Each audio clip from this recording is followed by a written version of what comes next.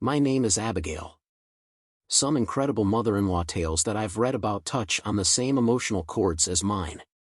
Like some of these stories, mine was almost completely destroyed by my mother-in-law Doris and my now ex-husband Stephen.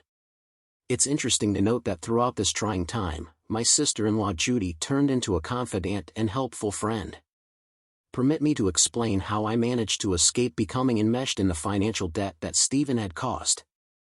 Stephen and I were married not too long ago, although not for very long. Looking back, I see it as a lucky break since I got to know him better. Stephen appeared to recognize that I was in need of love and showered me with it.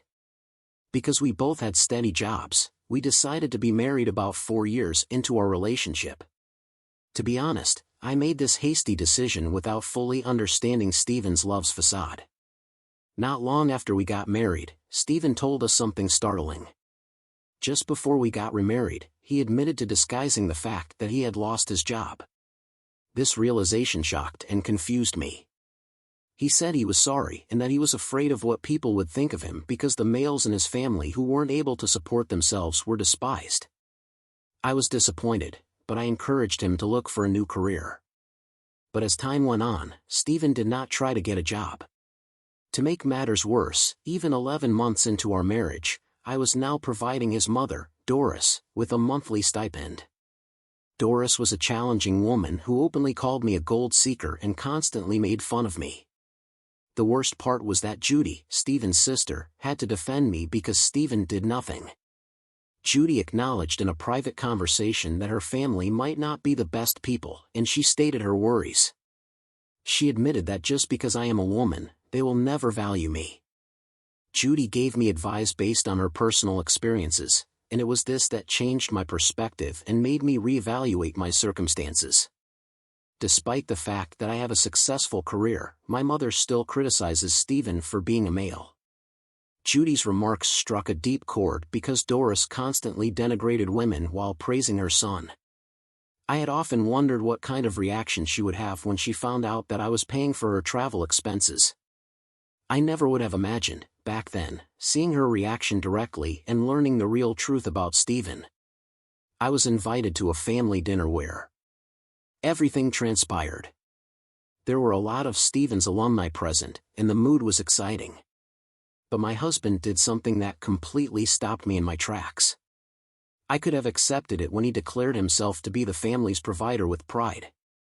Regretfully, he didn't end there. Rather, he went on to make fun of me and tell falsehoods about me, emphasizing how I didn't make much money and had to pay for his alleged indulgences. He depicted me as a gold digger, and laughter reverberated across the room.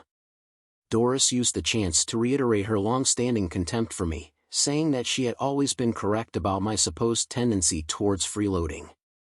Stephen went on to make more derogatory remarks, saying that he was grateful that his labors had enabled him to provide for me.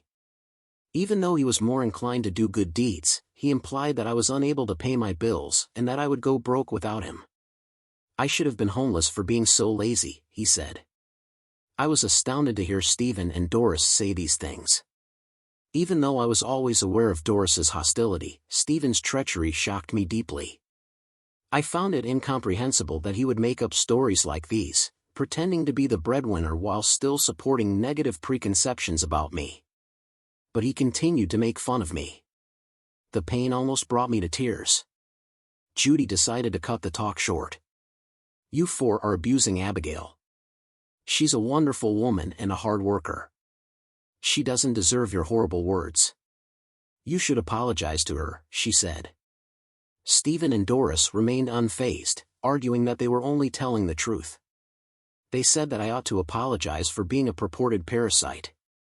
Doris even went so far as to call me a pet and say that I was incapable of supporting myself, highlighting the fact that women are inherently reliant on men and that men should look after their ladies. Judy, a dedicated lady, was hurt by their hurtful comments and laughs in the middle of the day. She was terribly saddened to see her mother give Stephen accolades only because he was a man. Meanwhile, my first hurt gave way to a roiling fury. Even after spending a lot of money and time taking care of them, I could no longer recognize Stephen. I put up with Stephen and Doris's jokes until I could take no more, fighting the temptation to confront them right then. I had to leave the family dinner early because I was having a headache, which apparently disappointed Stephen. When we got home, I at last faced Stephen and let my annoyance out. I insisted on hearing the reason behind his nasty remarks and made it clear that I wasn't a parasite depending on him. I made it clear that he was the one who had stopped working. He responded by brushing it off as nothing major and blaming his remarks on the alleged misogyny in his family. He felt that if others understood the reality about our circumstances, it wouldn't be good. I found myself unemployed, and instead of supporting me, you went out of your way to label me a parasite. Rather than simply fabricating a job, you chose to denigrate me in front of our entire family just to boost your ego. How do you justify this? I asked. Stephen waved it off, trying to make it seem insignificant. Stephen said jokingly as he made his way to the bedroom to go to sleep, "You're being overly dramatic today, Abigail. Learn to let things go. You're spoiling all my fun. Now calm down and go back to sleep." His casual disregard for my emotions stunned me, and I came to the realization that he had no idea why I was feeling the way I was. I stayed on the couch that night and thought about everything. It was obvious that I had made a mistake. Without any true affection, Stephen and his mother were relying on me to provide for their needs. Even more evidence that our marriage had devolved into financial abuse came from Stephen's attitude. I knew I had to leave. Stephen conveniently forgot his offensive statements and pretended as if nothing had happened the next day. I attempted to bring it up again, but he kept cutting me off. I became frustrated and realized I needed to make a choice. I thanked Judy, even if it was a pathetic attempt, for being the only person who had defended me, before taking any further action.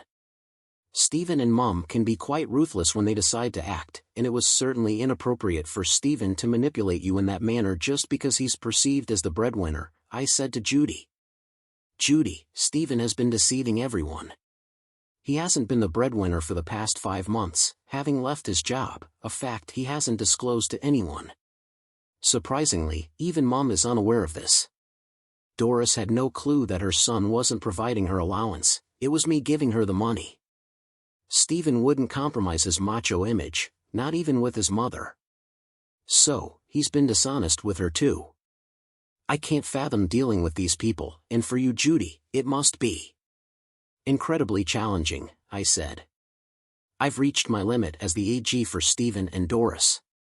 I've come to realize that Stephen married me solely for financial care. Knowing I craved love and would comply with his wishes, thankfully I uncovered his true motives before wasting more years on him. Judy, I've had enough, and I'm planning to take action. I confided in you because I believe you can support me, I said. Abigail, I understand your predicament. I've suffered for years as well.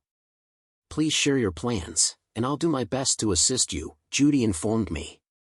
Judy comforted me, saying, I understand your situation and I'm here for you. I told Judy what I was planning to do. Together, Judy and I came up with a plan and got it started. I aim to teach Stephen and Doris a lesson for their regressive views on women and make them understand they can't exploit others at will. After discussing several issues with a lawyer, I made the decision to postpone implementing the first portion of my plan for a week. After a week had passed, I felt prepared to speak with Stephen. Only 11 months into our marriage, I sat him down and told him something really important. I told him to slow down and pay attention, but he wrote it off as just another unimportant problem.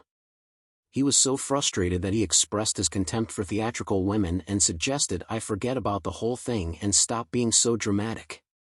At that point, I informed Stephen that I had filed for our marriage to be annulled, so he was free to live without me. He was surprised and assumed I was kidding. He inquired as to why I had started the annulment, so I told him that I had been duped into supporting his freeloading lifestyle by his false claims of being employed. When I attempt to communicate with you, I realize that you no longer care about my feelings. Moreover, you did nothing to shield me from your mother, Abigail.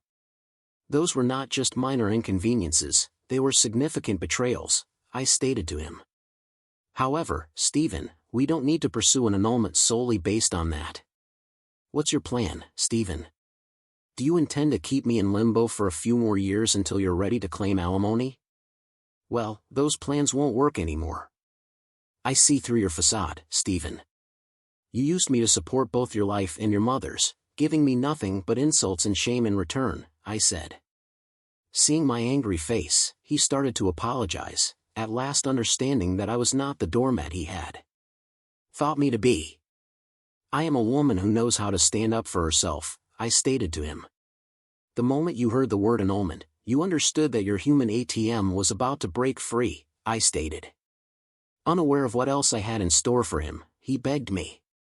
He pleaded with me not to end things, saying that we had once been content.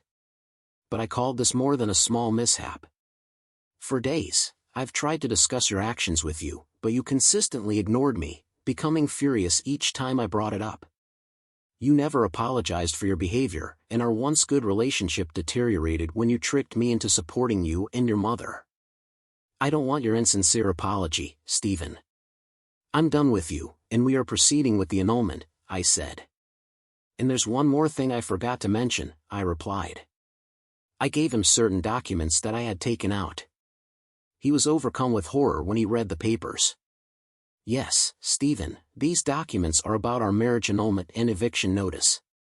Since I've already informed you about the annulment, I thought it fitting to provide you with the eviction papers as well, I said.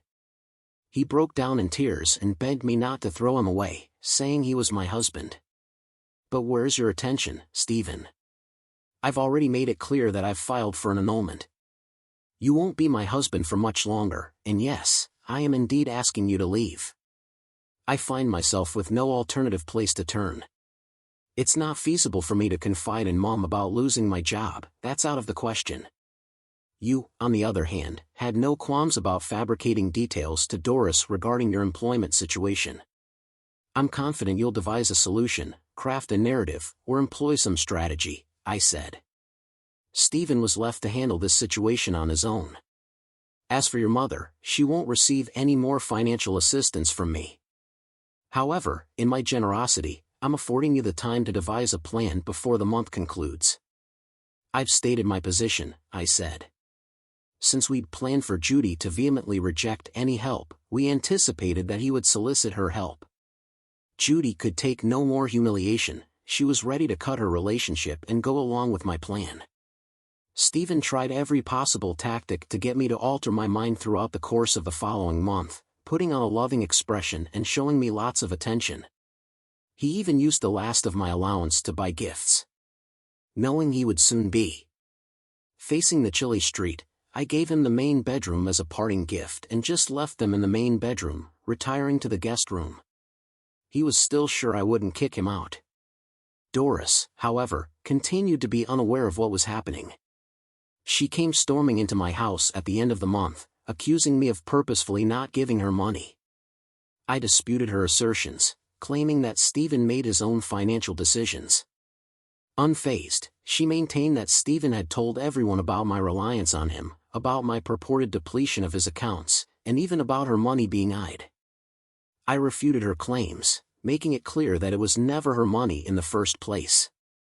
She questioned my denial, and I wondered what she wanted to announce to the public about Stan's accomplishment. When I told you that Stephen didn't have a job and that I was the one who was supporting the family financially, you laughed it off. People wouldn't believe it either. Stephen had always claimed to be the head of the household. But when Doris asked him to clarify, he wouldn't say anything. Doris pushed him until he told her the truth. I, not Stephen, was the only one who could support the family. I told Doris that I'd issued Stephen an eviction notice a month ago, and he was supposed to move out next week. She angrily rejected this information, saying her son would need a woman, unconcerned. Startled by this disclosure, Doris questioned Stephen, which let the truth come out. Seeing how dependent on me, Doris begged me to stay with Stephen and to keep paying their bills. I scoffed at their entreaties, reminding Doris of how little she had thought of me a month before. Stephen and Doris kept trying to talk their way out of it for the next week, apologizing and pleading with me to change my mind, but I refused to back down, and at the end of the week I told Stephen to get off my land, threatening to call the police if he didn't comply. He left with his stuff and moved in with Doris. I banned their numbers and told Stephen to speak with a lawyer when Judy told me about their attempts to get money from her, which she vehemently denied. After we separated amicably, Stephen didn't have the money to fight it in court. I eventually learned that they were being kicked out of Doris's apartment for months of unpaid rent, which prevented Judy from helping them.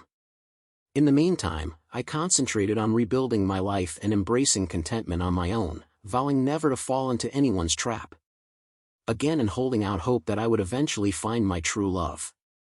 They turned to couch surfing at relatives' residences, facing unclear prospects.